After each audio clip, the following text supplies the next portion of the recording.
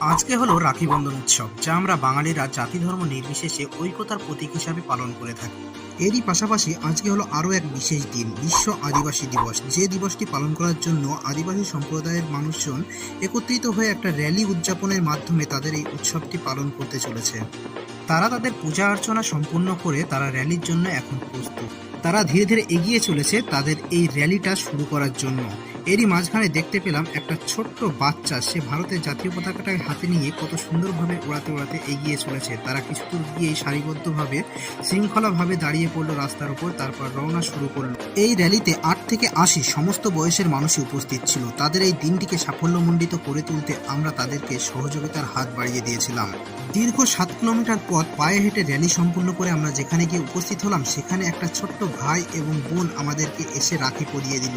আজকের দিনটা আমার তো খুবই সুন্দর কেটেছে। তোমাদের কেমন কেটেছে তাও তো অবশ্যই কমেন্টে জানাবেন। Tata, bye bye.